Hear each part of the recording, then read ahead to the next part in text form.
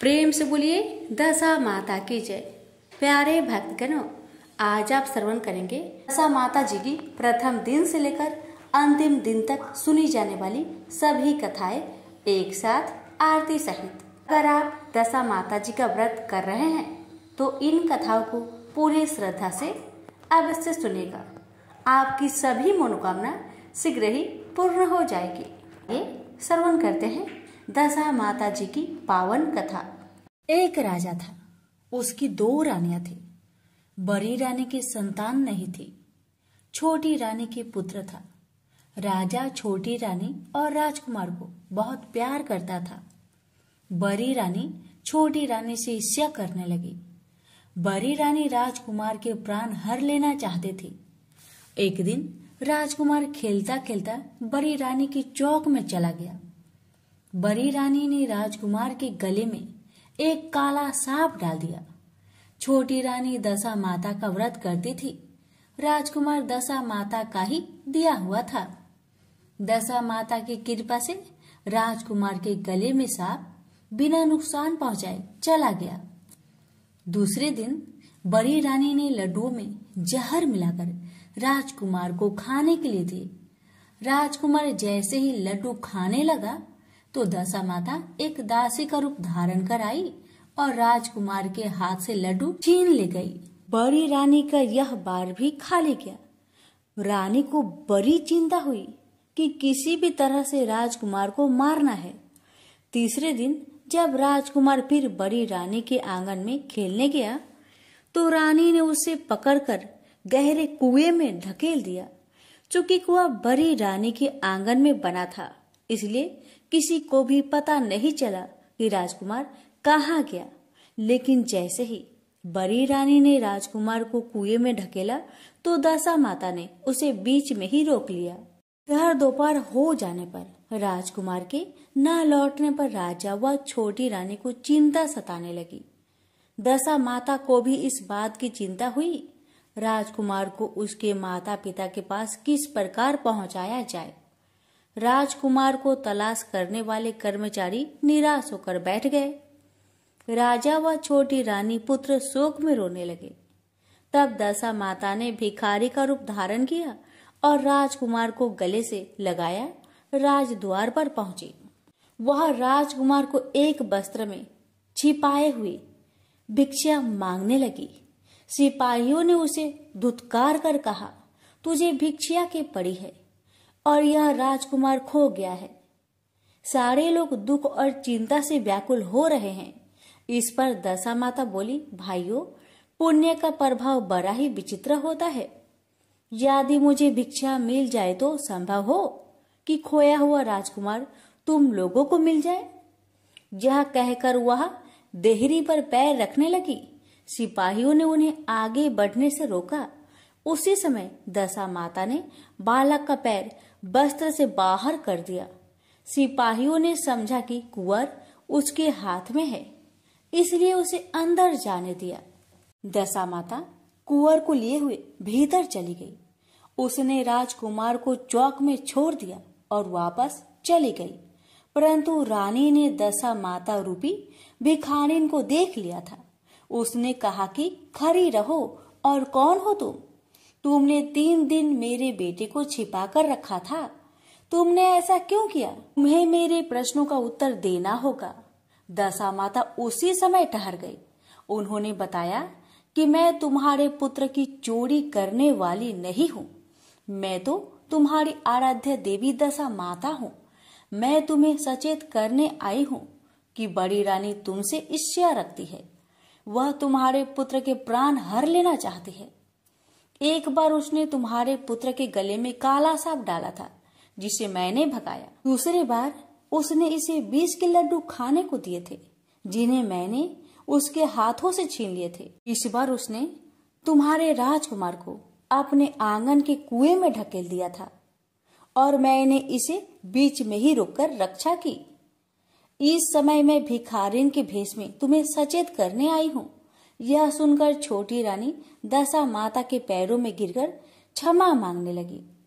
छोटी रानी विनती भाव से बोली, जैसी कृपा आपने मुझ पर दर्शन देकर की है, मैं चाहती हूँ कि आप सदैव इस महल में निवास करें। मुझसे जो सेवा पूजा होगी मैं करूँगी। इस पर दशा माता बोली कि मैं किसी के घर में नहीं रहती। जो श्रद्धा पूर्वक मेरा ध्यान स्मरण करता है, मैं उसी के हृदय में निवास करती हूँ। मैंने तुम्हें साक्षात दर्शन दिए हैं, इसलिए तुम सुहागिनों को बुलाकर उन्हें यथाविधि आदर सत्कार के साथ भोजन कराओ और नगर में ढिंढोरा पिटवा दो कि सभी लोग मेरा डोरा ले और व्रत करे। इतना कहकर दशा माता अंतर्ध्यान हो गई। रानी ने अपने राज्य की सौभाग्यवती स्त्रियों को निमंत्रण देकर बुलवाया और ओपटन से लेकर शिरोभूषण श्रृंगार कर उनकी यथाविधि सेवा कर भोजन करवाया और दक्षिणा में गहने आदि देकर विदा किया। रानी ने अपने राज्यों में ढिंडोरा पिटवा दिया कि अब से सब लोग दशा माता का डोरा लिया करे। प्रेम से बोलिए दशा माता की जय। दशा माता जी की दूसरी कथा। दशा माता माँ पार्वती का ही एक रूप है। आपसे हमारी निवेदन है, कथा को पूरा अवश्य सुनिएगा और कमेंट बॉक्स में दशा माता की जय लिखना ना भूले और इस वीडियो को दूसरे भक्तों के पास भी शेयर कीजिएगा। कथा इस प्रकार है। एक घर में सास बहू रहती थी। बहू का पति विदेश गया था। एक दिन सास ने बहू से गांव में से आग लाकर भोजन बनाने के लिए कहा। बहू गांव में आग लाने गई पर किसी ने भी उसे आग नहीं दी और उससे कह दिया कि जब तक दशा माता की पूजा न हो जाती तब तक आग नहीं मिलेगी। बेचारी बहू खाली हाथ घर लौट आई। उसने सास को बताया कि गांव भर में आज दशा माता की पूजा है, इसलिए कोई आग नहीं दे रहा है। शाम हो जाने पर सास आग लेने गांव गई तो स्त्रियों ने उसे आराम से बैठाया और कहा कि सुबह तुम्हारी बहू आग लेने आई थी, परंतु हमारे यहाँ पूजा नहीं हुई थी, इसलिए आग नहीं दे सके। सास आग लेकर अपने घर पहुंची ही थी कि एक आदमी बछड़ा लिए आया और उसके पीछे ब्याही कलोड़ी गाय थी। स्त्री ने उससे पूछा कि यह गाय क्या पहलीठी ब्याही है? आदमी ने उत्तर दिया हाँ। उसने फिर पूछा कि बछड़ा है या बछिया? उसने जवाब दिया कि बछड़ा है। सास ने घर जाकर बहू से कहा, आओ हम दोनों ही दशा माता के गंडे ले और व्रत करें। दोनों सास बहू ने गंडे लिए। सवेरे व्रत आरंभ किया। 9 व्रत पूरे हो जाने पर 10वें दिन गंडे की पूजा की। सास बहू दोनों ने मिलकर गोल गोल 10 अर्थात कुल 20 फेरे बनाए। 21वां एक बड़ा फेरा गाय को दिया। पूजन समाप्त होने पर सास बहू दोनों पारण करने बैठी। उसी समय बुढ़िया के बेटे ने विदेश से आकर दरवाजे पर आवाज लगाई। आवाज सुनकर माँ ने मन में सोचा कि क्या हर्ज है, उसे जरा देर ठहरने दो, मैं पारायण करने के बाद किवाड़ खोलूंगी। हर बहू ने आवाज सुनी तो उसे ठहरने का साहस नहीं हुआ। अपनी थाली का अन्न इधर उधर करके झट पानी पीकर उठ खड़ी हुई। उसने जाकर किवाड़ खोले। पति ने उससे पूछा कि अम्मा कहाँ है? बहू ने उत्तर दिया कि वह तो अभी पारण कर रही है।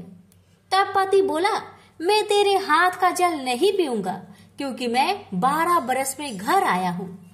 इतने दिनों तक न जाने तू किस प्रकार रही होगी। अम्मा आएगी, वह जल लाएगी, तभी जल पीऊंगा। यह सुनकर स्त्री चुपचाप बैठ गई। इतने में उसकी अम्मा पारण कर अपनी थाली धोकर पी चुकी। तब वह लड़के के पास गई। लड़के ने सादर उसके पैर छुए। अम्मा उसे आशीर्वाद देकर भीतर घर में ले गई। माता ने थाली परोस कर रखी। बेटा भोजन करने लगा। उसने हाथ में पहला ग्रास लिया ही था कि फेरों के वे टुकड़े जो बहू ने अपनी थाली में फेंक दिए थे अपने आप उछलकर उसके सामने आने लगे। बेटे ने माँ से पूछा, यह सब क्या हो रहा है माँ? माँ बोली, मैं क्या जानूं, बहू जाने। यह सुनकर बेटा आग बबूला होकर बोला, ऐसी बहू मेरे किस काम की जिसके चरित्र की तू साक्षी नहीं है। उसको मैं घर में नहीं रख सकता। इसे अभी घर से निकालो। यदि यह घर में रहेगी तो मैं घर में नहीं रहूंगा। माँ ने बेटे को व्रत के पारण का सब हाल बताकर हर तरह से समझाया, परंतु वह मानने को तैयार नहीं हुआ। वह यही कहता रहा कि इसे घर से बाहर करो तो मैं रह सकता हूँ। माँ ने सोचा कि बहू को थोड़ी देर के लिए बाहर कर देती हूँ। जब लड़के का गुस्सा उतर जाएगा तब बहू को बुला लूंगी। बुढ़िया ने बहू से कहा, देहरी के बाहर जाकर उसारे के नीचे खड़ी हो जा।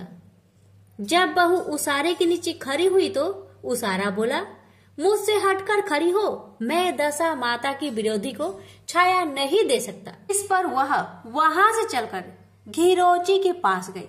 घीरोची बोली, मुझसे हटकर खड़ी हो, मुझे इतना भार घरों का नहीं जितना तेरा है। वह वहां से हटकर धूड़े के ढेर पर खड़ी हो गई। धूड़े का ढेर बोला, मुझे इतना भार कूड़े का नहीं जितना तेरा है, चल यहां से हटकर कहीं और खड़ी हो जा। इस प्रकार उसे कहीं भी खड़ा होने नहीं दिया गया। वह अपने मन में बहुत दुख मान रही थी। वह जंगल में चली गई। जंगल में भूखी प्यासी घूमती फिरती अंधेरी कुएं में गिर पड़ी। वह उसमें गिर तो पड़ी, परंतु उसे चोट न आई। वह नीचे बैठ गई। अचानक राजा नल शिकार खेलते खेलते वहां पहुंच गए। उनके साथी बिछुड़ गए थे।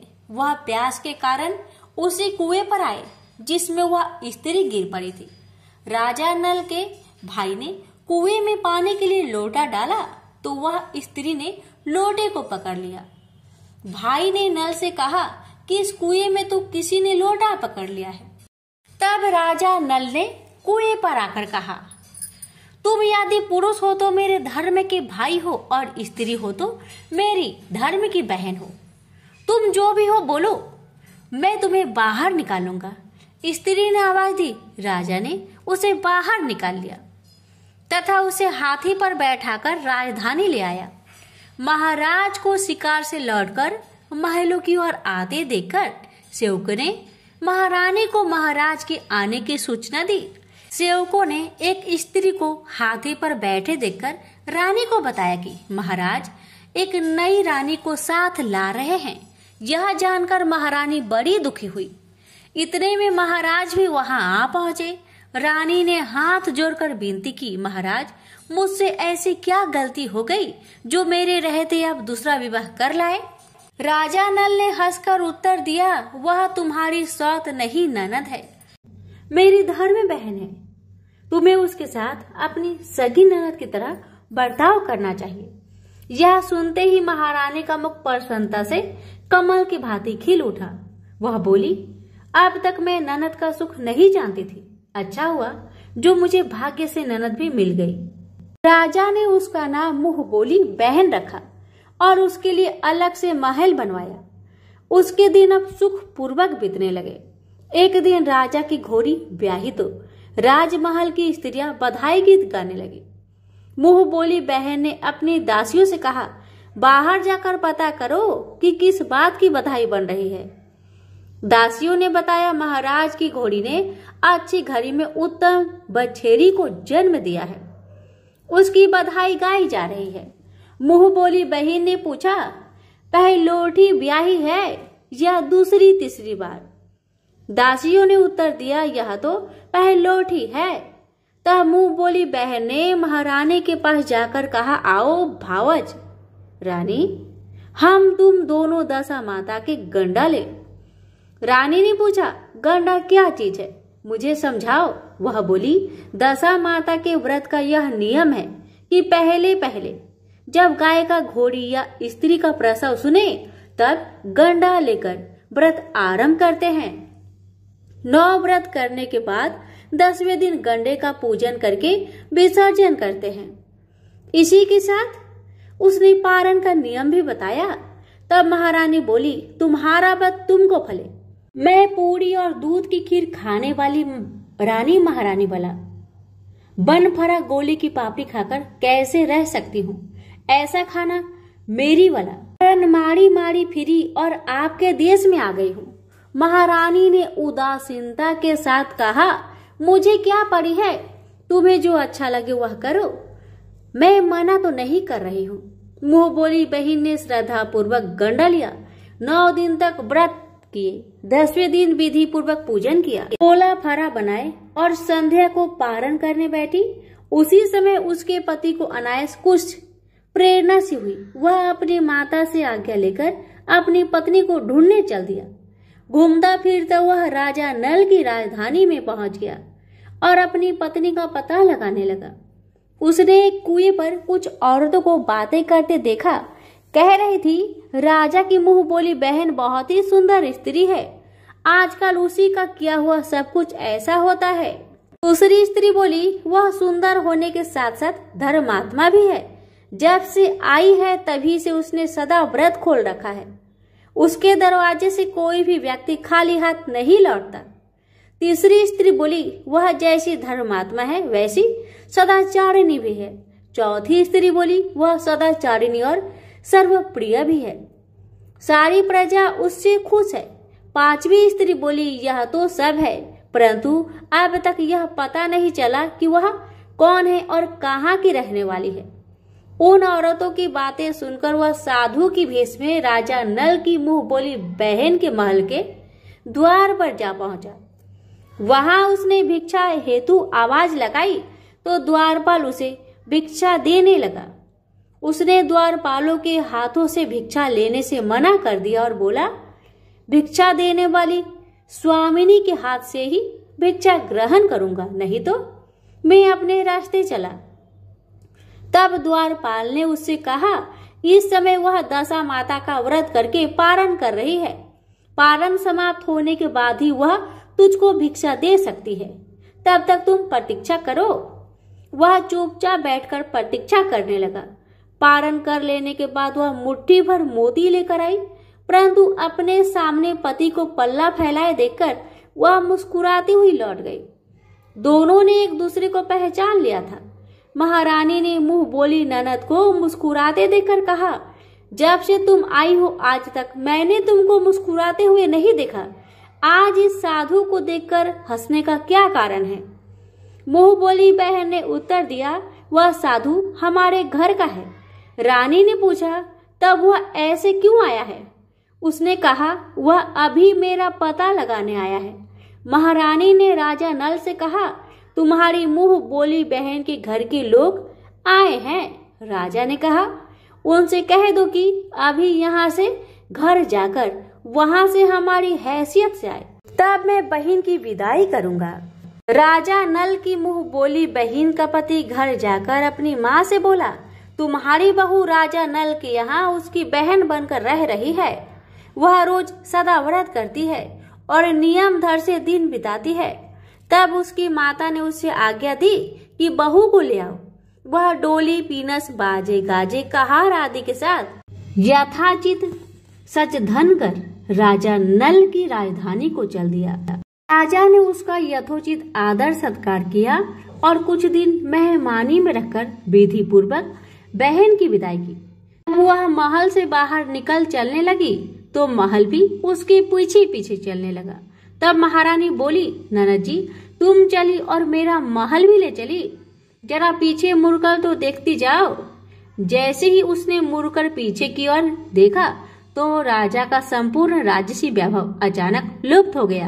राजा की मुंह बोली बहन तो अपने पति के साथ आनंद से रहने लगी, परंतु राजा नल व रानी का यह हाल हो गया कि वे दोनों कमरी कथरी ओढ़े फिरने लगे। उनके भोजनालय में पत्ते खरखराने लगे। राजा नल रानी से बोले, अब हमें यहाँ से कहीं दूसरी जगह चले जाना चाहिए।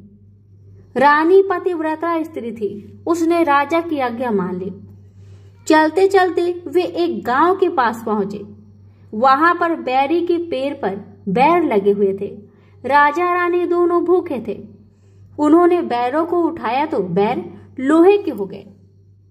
इस प्रकार राजा रानी जिस वस्तु को भी हाथ लगाते वह कंकर पत्थर में बदल जाती थी। इतने पर भी राजा रानी आगे बढ़ते गए। रास्ते में उन्हें एक व्यापारी मिला। व्यापारी ने राजा रानी को पहचान लिया। उसने राजा रानी के भोजन के लिए सैर भर आटा दिया। वे आटा लेकर एक नदी किनारे गए। महारानी भोजन बनाने लगी और राजा नल स्नान करने चले गए। उस नदी में मछुआरे मछलियां पकड़ रहे थे। मछुआरों ने राजा को 4 मछलियां दी। रानी ने मछलियां भूनकर रोटियां बना ली। राजा नल भोजन करने बैठे तो रोटियां ईंट में परिवर्तित हो गई और मछलियां उछलकर नदी में चली गई। यहाँ से चलकर राजा रानी अपनी मुंह बोली बहन के यहाँ गए।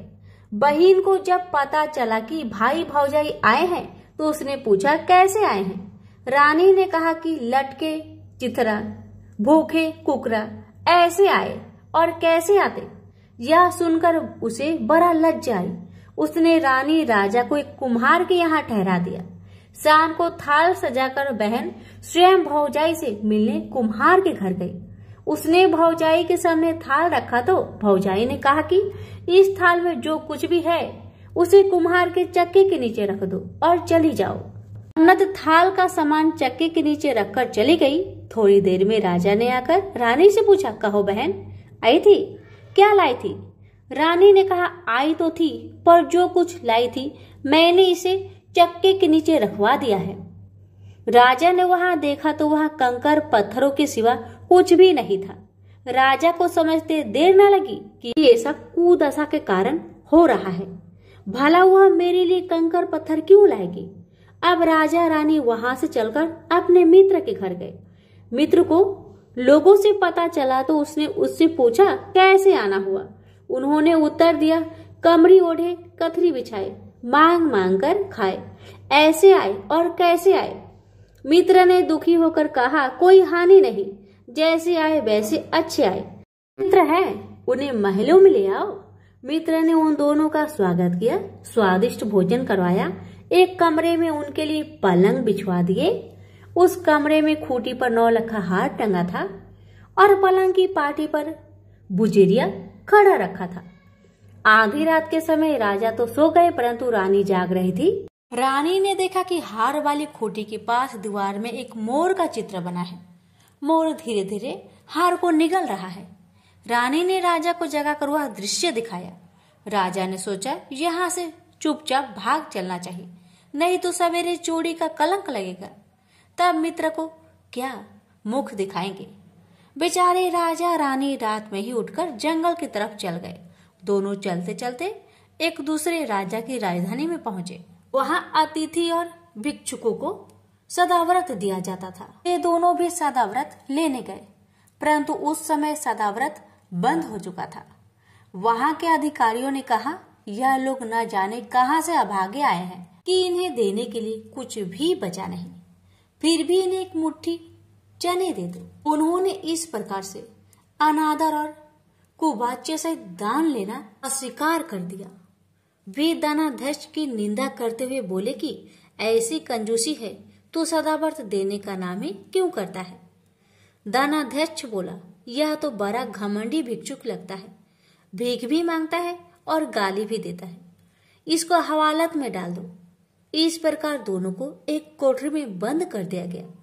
एक एक मुट्ठी चने दोनों को खाने के लिए मिलने लगे। जिस कोठरी में राजा रानी को बंद किया गया था उसी के पास आम रास्ता था। एक महत रानी राजा की घुड़सवार को साफ कर उसी रास्ते से निकला करती थी। एक दिन वह बहुत देर से निकली। रानी उससे पूछने लगी कि आज तुम्हें इतनी देर कैसे हो गई। वह बोली कि आज राजा की घोड़ी ब्याही थी, उसकी टहल में देर हो गई। रानी ने पूछा कि घोड़ी पहली बार ब्याही है या दूसरी तीसरी बार। महत रानी ने बताया पहली बार। फिर रानी ने पूछा बछेरा हुआ या बछेरी। महत रानी ने बताया कि बहुत अच्छा बछेरा हुआ है। यह सुनकर रानी ने राजा से कहा, एक बार मैंने तुम्हारी मुंह बोली बहन के गंडे का अनादर किया था, उसी दिन से हमारी दशा बदल गई है। मैं आज दशा माता का गंडा लेना चाहती हूँ।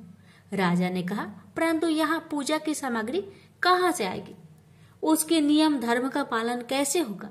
रानी ने उत्तर दिया, वही दशा माता सब कुछ करेगी, मैं तो उन्हीं का नाम लेकर गंडा लेती हूँ, फिर जो होगा देखा जाएगा। रानी ने 9 तार राजा की पगड़ी से एक तार में अपने आंचल का लेकर गंडा तैयार किया और उसी समय से व्रत करने लगी। थोड़ी देर में वहां का राजा अपनी घोड़ी को देखने के लिए उसी रास्ते से निकला। राजा ने नल दमयंती को कोठरी में बंद देखकर पूछा कि वे लोग कौन है और इनका अपराध क्या है। पहरेदारों ने कहा, ये लोग भिक्षा लेने आए थे। ये आपको आशीर्वाद देने के बदले गालियां देते थे। इसी कारण धनाध्यक्ष ने इन दोनों को कैद में डाल दिया है। राजा ने कहा, यह तो इनका कोई अपराध नहीं है। इनको मनोवांछित भिक्षा न मिली होगी, इसलिए ये गालियां देने लगे होंगे। इनको संतुष्ट करना चाहिए था ना, कि कैद में डाल देना चाहिए। इनको अभी रिहा करो। राजा की आज्ञा से उसी समय दोनों को कोठरी से बाहर निकाला गया। राजा उसके पांव में पद्म और माथे पर चंद्रमा देखकर पहचान गया कि यह तो राजा नल और दमयंती है।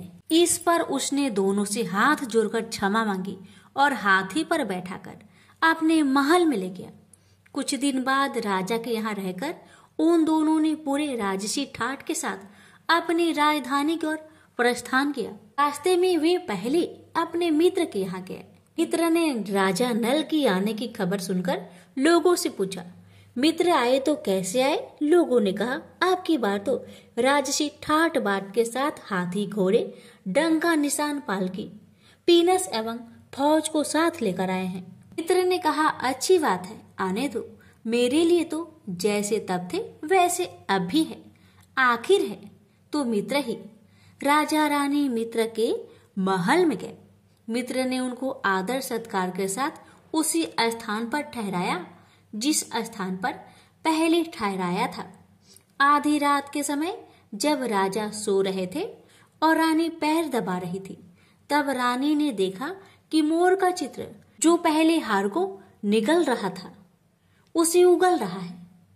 रानी ने राजा को यह दृश्य दिखाया। राजा नल ने अपने मित्र को बुलाकर यह दिखाया। मित्र बोला कि मैंने तब तुमको न तब चोरी लगाई थी, न अब लगाता हूँ। यह दृश्य कुदशा का फल था। आप निश्चिंत रहिए, मेरे मन में कोई मैल नहीं है। मित्र की यहाँ से चलकर राजा रानी अपनी मुंह बोली बहन के यहाँ गए। उसने जब सुना कि राजा भैया आ रहे हैं तो उसने लोगों से पूछा, कैसे आ रहे हैं? लोगों ने कहा, जिस प्रकार राजा को आना चाहिए उसी प्रकार से आ रहे हैं। उसने कहा, उनको महल में ले आओ। जब राजा नल की हाथी बहन के महल की ओर बढ़ा, तब रानी ने कहा, आप अपनी बहन के घर जाइए, मैं उसी कुम्हार के घर पर रहूंगी जिसके यहाँ पहले ठहरी थी। राजा ने कहा, जिस कारण इतने दुख उठाए तुम फिर उससे झगड़ा लेना चाहती हो। यह तुम अच्छा नहीं कर रही हो। परंतु रानी नहीं मानी। वह कुम्हार के घर पर ठहरी। राजा बहन के घर चले गए। शाम को राजा की बहन भाऊज को लेने थाल सजाकर चली। उसने भाऊज के सामने थाल रख दिया। भाऊज सोने चांदी के गहने उतार उतार कर रखने लगी और कहने लगी, खाओ रे, मेरे सोने चांदी के गहने को खाओ, हम भूखे नंगे क्या खाएंगे। यह उल्हाना सुनकर ननद बोली, यह उल्हाना, और बोली, किस पर कसती हो? मुझसे जो कुछ हो सका सो सब लाई थी, वही अब भी लाई हूँ। विश्वास ना हो तो चक्की के नीचे अभी देख लो। सचमुच चक्की के नीचे देखा तो वहां पर मणिक मोतियों का ढेर लगा था। रानी यह सब देखकर सन रह गई। वह बोली, ननद जी, तुम्हारा कोई दोष नहीं है, यह तो मेरी कुदशा का परिणाम था। रानी ने ननद को लाया सब सामान तथा उनमें अपनी तरफ से कुछ और जवाहरात मिलाकर ननद को वापस कर दिया, परंतु पूजा का न्योता देना भूल गई। वहां चलकर राजा सूरा गाय के पास आए। गाय ने सेना सहित राजा को भरपेट दूध पिलाया। वहां से आगे चलकर वे नदी के तट पर पहुंचे तो वह डेरा डाला। भोजन बनवाया गया। जब राजा भोजन करने बैठे तो उसी समय नदी से उछलकर गिरी हुई भुनी भुनाई मछलियां अपने आप गिर पड़ी। वो रोटियां जो ईंट बन गई थी फिर रोटियां बन गई। राजा ने कहा, ये सब क्या हो रहा है? कुछ समझ में नहीं आता। रानी ने बताया कि ये रोटियां और मछलियां वो ही हैं जो उस दिन हमें नसीब में नहीं मिली थी। यदि आपसे उस समय कहती कि तली हुई मछलियां जल में उछल कर गई और रोटियां ईंट बन गई तो आप कदापि भी इसे सच न मानते। इसी कारण मुझे बहाना बनाना पड़ा था। अब राजा रानी अपनी राजधानी की तरफ आगे बढ़े। जब राजा की फौज अपनी राजधानी के समीप पहुंची तो वहां के लोगों ने समझा कि दूसरे राजा ने राजधानी पर आक्रमण कर दिया है। वे घबरा गए। वहां के लोग नजराना लेकर राजा से मिलने गांव के बाहर आए, परंतु यह क्या, यह तो अपने राजा है। लोगों की प्रसन्नता का ठिकाना न रहा। वे श्रद्धा भक्ति के साथ महाराज के आगे चलकर उन्हें उनके महल में ले गए। रानी राजा ने महल में प्रवेश किया। रानी ने तुरंत दशा माता का पूजा का प्रबंध किया। उसने उस पूजा में नगर की सब सौभाग्यशाली स्त्रियों को बुलवाया। भगवती के भोग के लिए सब प्रकार के पकवान बनवाए। आटे की 10 बत्तियां, 10 शक्कर की गुजियों और 10-10 अठवाइयां सुहागिनों के आंचल में डाली। सुहागिनों का श्रृंगार आदि करके दशा माता की पूजा प्रारंभ हुई। कलश स्थापित करके दीपक को प्रज्वलित किया गया, परंतु उसकी बत्ती नहीं जली। इस पर पंडितों ने कहा कि न्योता पाने वाला न्योतने को तो नहीं रह गया है, स्मरण किया जाए, उसके आने पर दीपक जल जाएगा। रानी ने सोच विचारने पर बताया कि ननद न्योतने से रह गई है। पंडितों ने कहा कि उसे फौरन बुलाया जाए। राजा ने अपना दूतगामी रथ भेजकर अपनी मुंह बोली बहन को बुलवाया। उसके आते ही कलश की मणिक प्रज्वलित हो गया। बड़ी धूमधाम से पूजा की गई। अंत में सुहागिनों को भोजन कराकर विदा किया गया। उसी समय राज्य में आज्ञा जारी की, मेरी प्रजा के लोग दशा माता का व्रत किया करे। भगवती माता ने जिस प्रकार राजा नल के दिन फेरे, उसी प्रकार सबके फेरे। प्रेम से बोलिए दशा माता की जय। श्री दशा माता जी की तीसरे दिन की तीसरी कथा। दशा माता माँ पार्वती का ही एक स्वरूप है। आइए शुरू करते हैं कथा। एक सास बहू थी। एक दिन सुबह सुबह सास ने बहू से कहा, जाओ आग लाकर भोजन बनाओ, बड़ी भूख लगी है। बहू हाथ में कंडे लेकर आग लेने गांव में गई।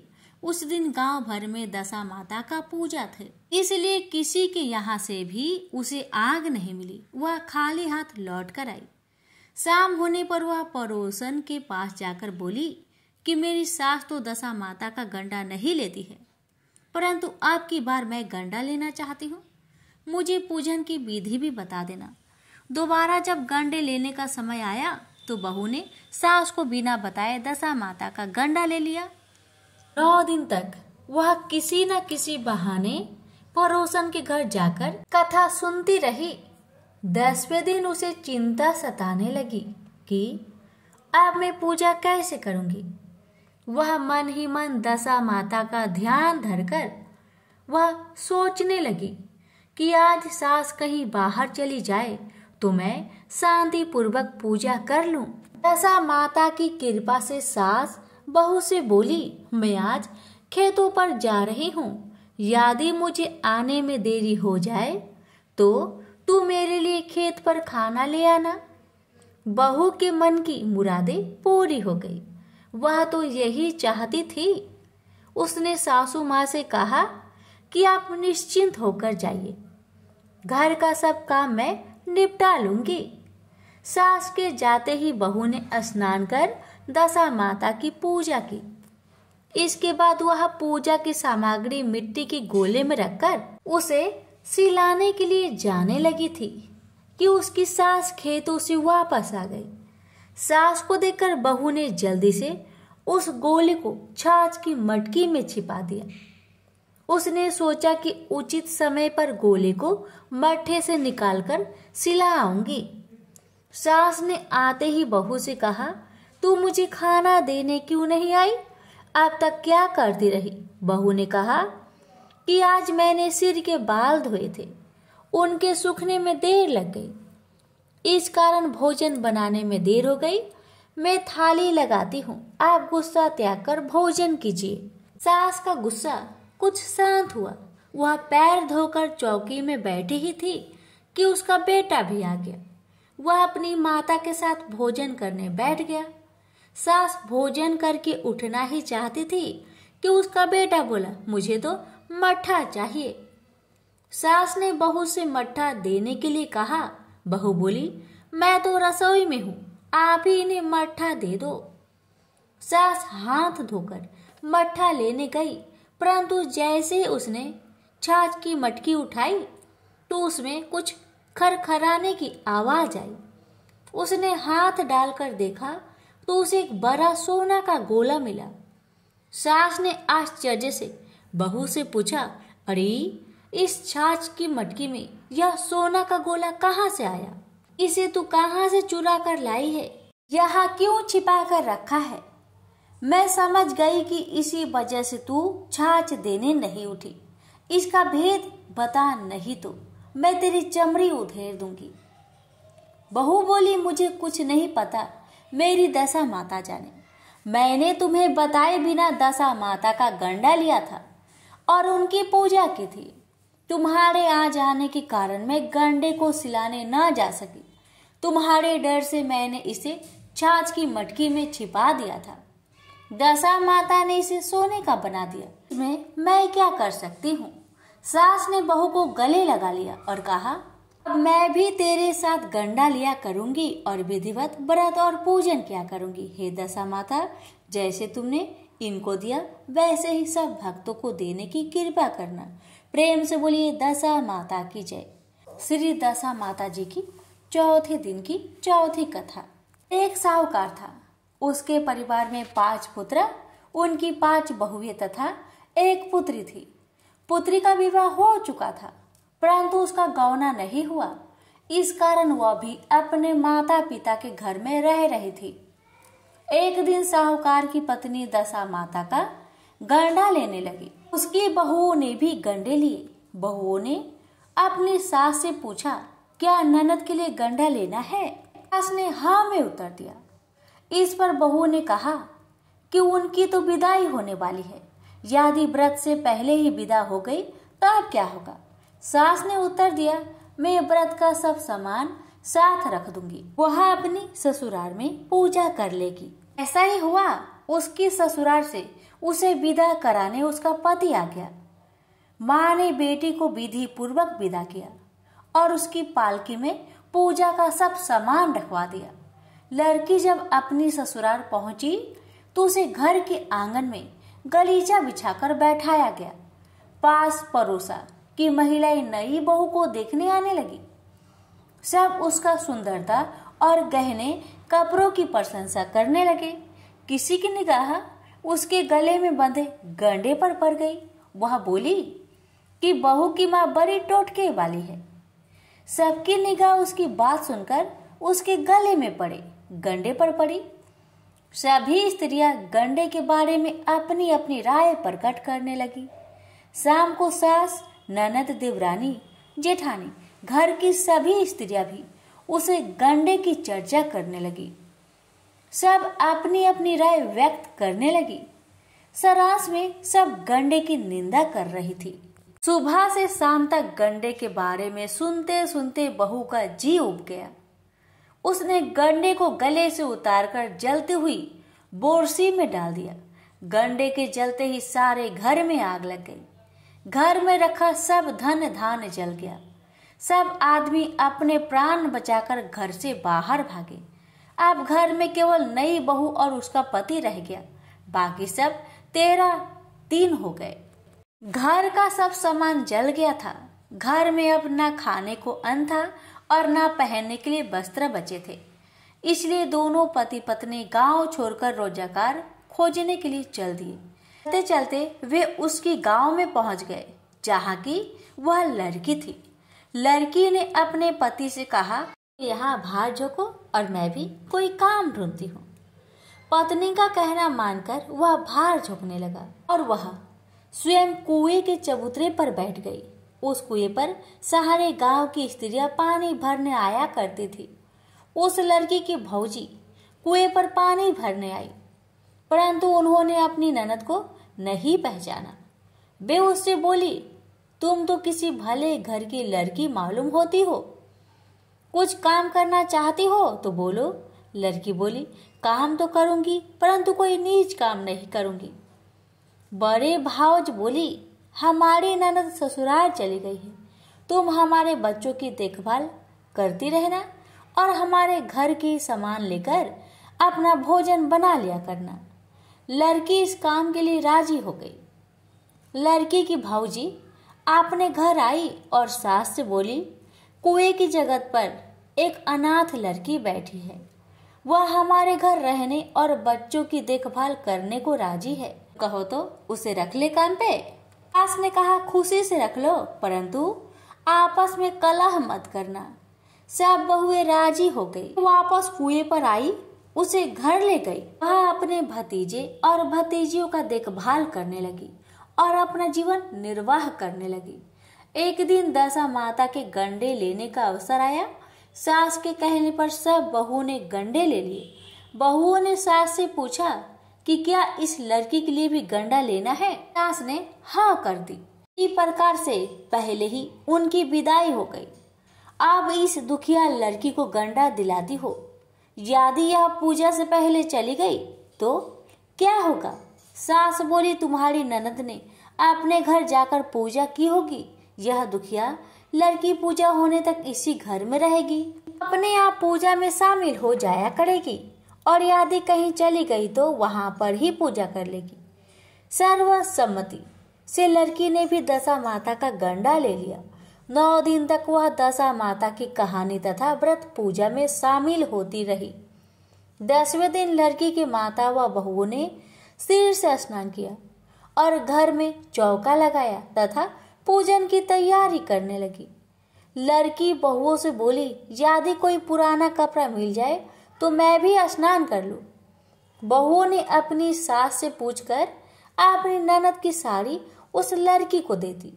अपनी पुरानी साड़ी लेकर वह स्नान करने गई। उसने सिर से स्नान करके साड़ी पहनी और घर आ गई। घर पर पूजा आरंभ हो गई थी। वह जैसे ही पूजा के पास आकर बैठी तो बहुओं ने कुछ कहना शुरू कर दिया। इस पर सास नाराज होकर कहा, तुम्हारे मन में जो आता है सो बकती रहती हो। पूजा के समय भी चुपचाप नहीं बैठा जाता। चुप रहो, मुझे कथा कह लेने दो।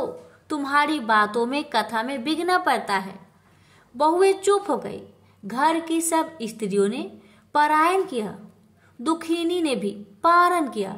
इसके बाद स्त्रियां एक दूसरे का सिर गूंथने लगी।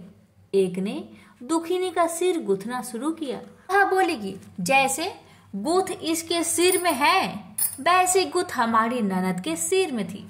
सास नाराज होकर बोली, तू मेरी बेटी का मुकाबला इससे क्यों कर रही है? सास ने बहू को डांट दिया, परंतु उसकी बात मन में घर कर गई। उसने दुखिनी से कहा, आज रात को मेरे पास सोना। रात को जब बहुएं सो गई तो बुढ़िया ने दुखिनी से पूछा, तेरे पीहर में कभी कोई था? उसने जवाब दिया, मेरे 5 भाई व भौजी थी, तुम जैसे माता थे। बुढ़िया ने पुनः पूछा, फिर क्या हुआ?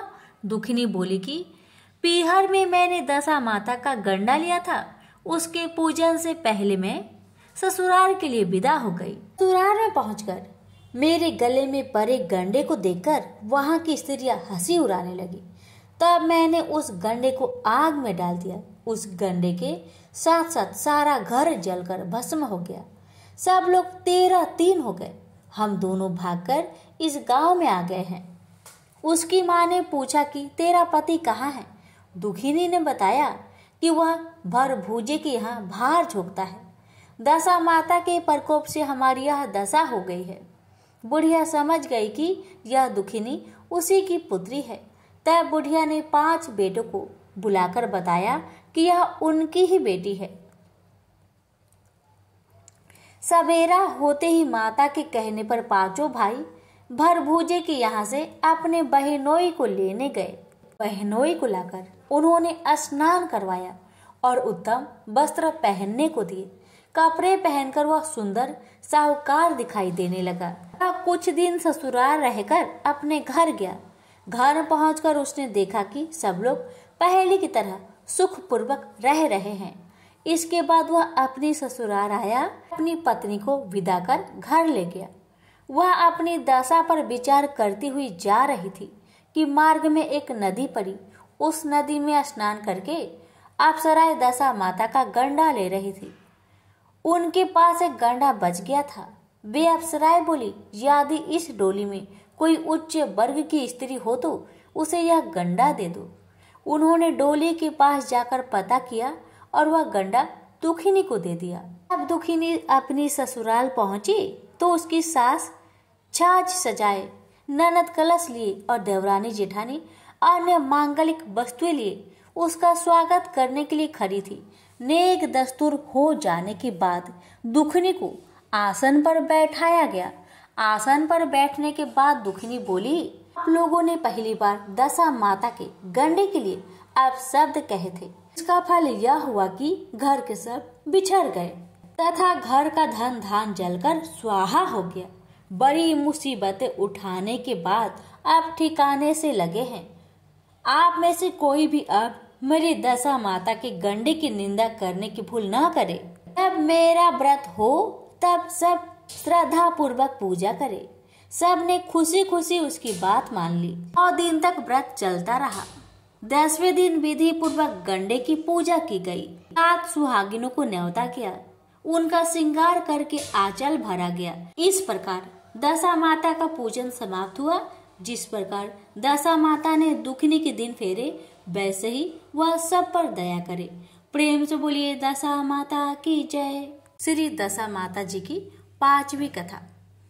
एक राजा की 2 रानियां थी। राजा की प्यारी रानी को लक्ष्मी कहा जाता था।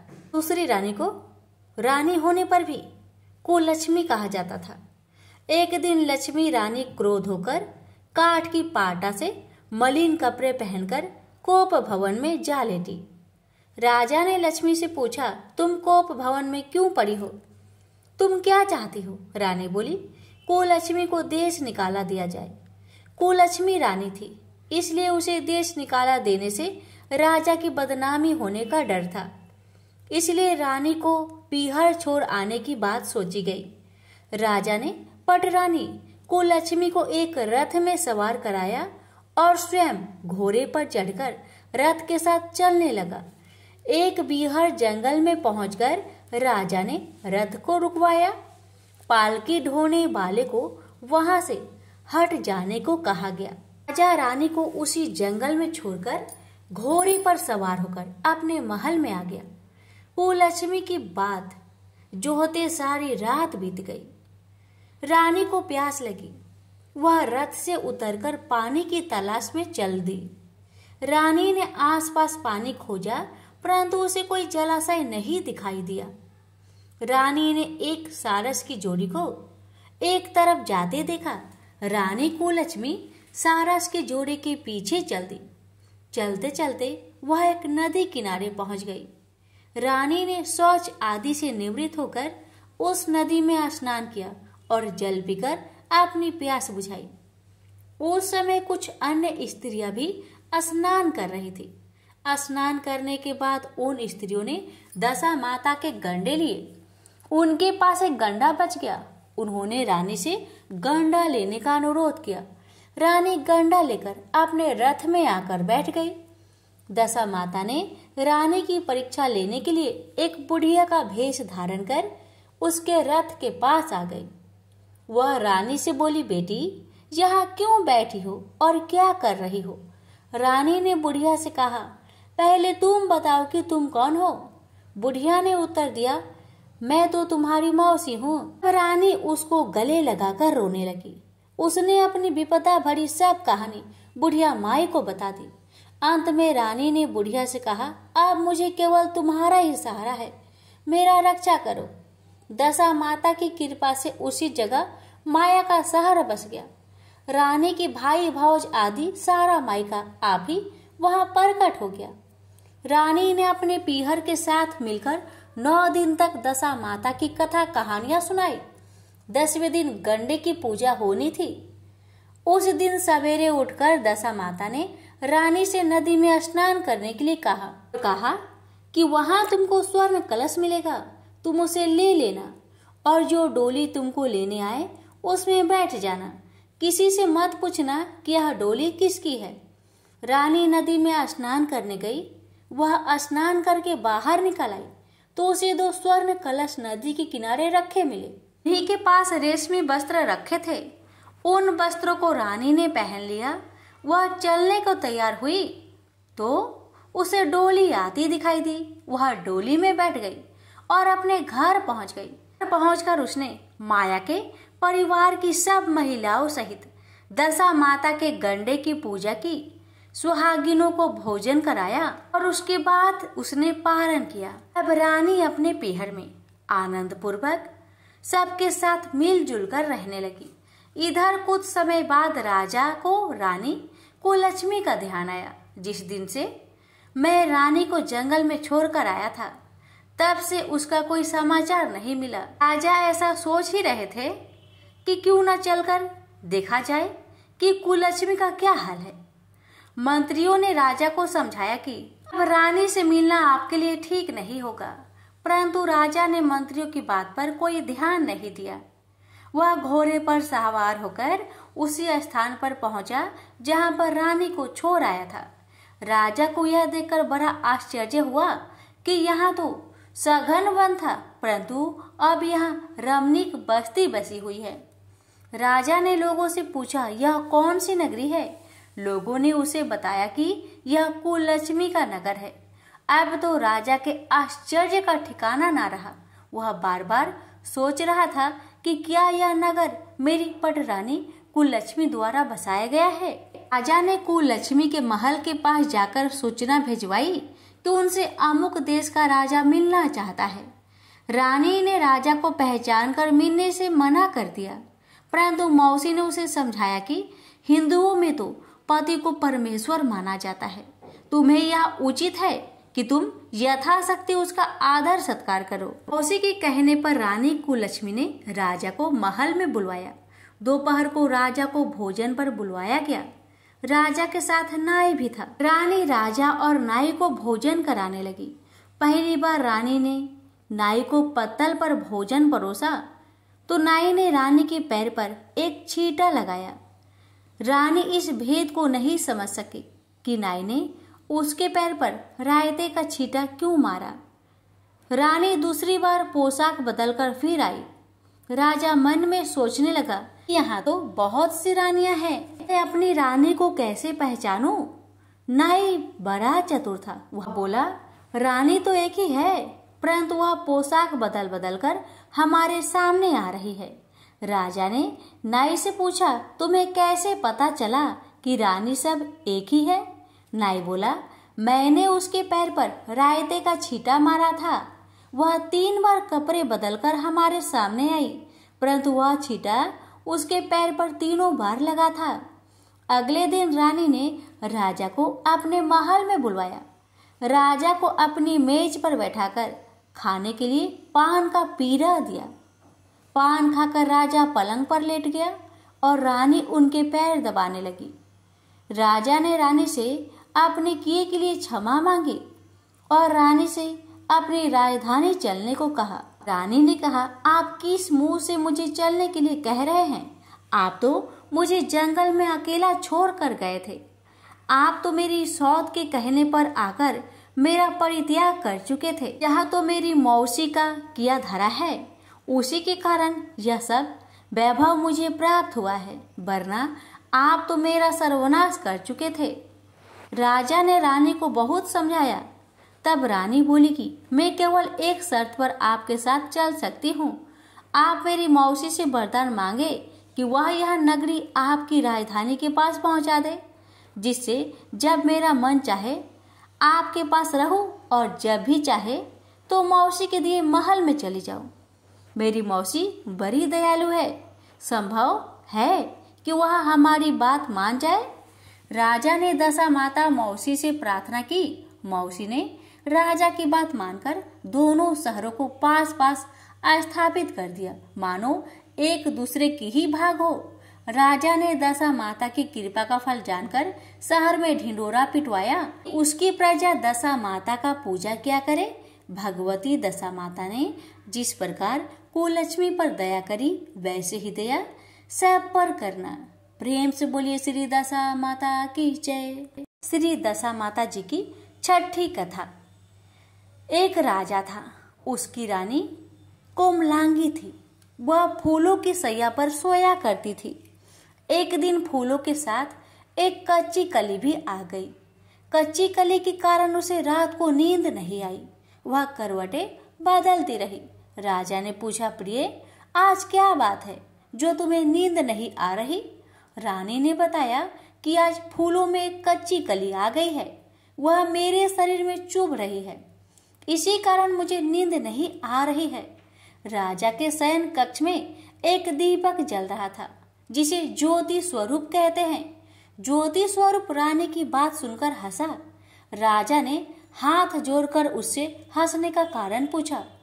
ज्योति स्वरूप ने बताया कि अभी तो रानी को कच्ची कली के कारण इतनी तकलीफ हो रही है, कल सवेरा होने पर रानी को बोझा ढोना पड़ेगा, तब उसकी क्या गति होगी। राजा ने पूछा, क्या मेरे जीवित रहते ऐसा संभव है?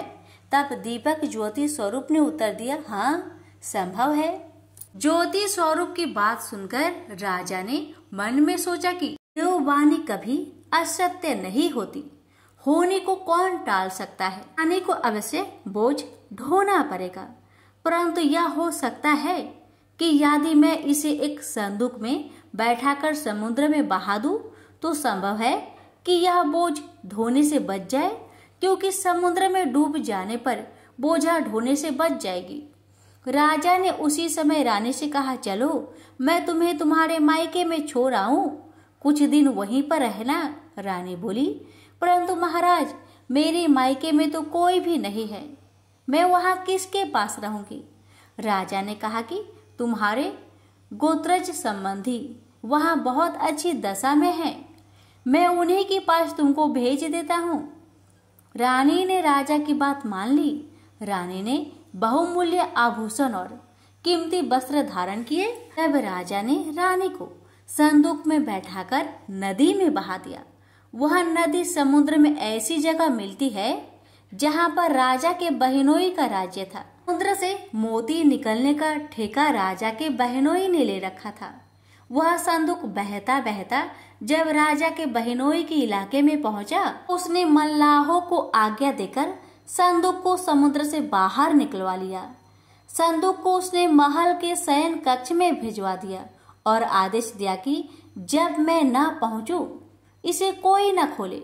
राजा का बहनोई, जो उस जगह का स्वयं राजा था, उसने शयन कक्ष में संदूक के पहुंचते ही रानी को पता चला कि संदूक को राजा ने समुद्र में पाया है। वह फौरन शयन कक्ष में आई।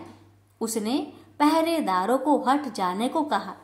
रानी ने संदूक को खोल दिया। उसे संदूक के अंदर 16 श्रृंगार की एक स्वर्वाक सुंदरी मिली। रानी ने अपने मन में सोचा कि यदि राजा इसको इस दशा में देखेगा तो वह इसका ही हो जाएगा और मुझे छोड़ देगा। इसलिए उसने उस रानी के सब जेवर कपड़े उतारकर उसे फटे पुराने कपड़े पहना दिए और संदूक को बंद कर दिया। राजा जब बाहर से महल में आया तो उसने रानी को अपने शयन कक्ष में बुलवाया और रानी से पूछा कि क्या तुमने देखा है कि इस संदूक में क्या है? रानी ने उत्तर दिया कि मैंने कुछ नहीं देखा, मुझे नहीं पता कि इस संदूक में क्या है।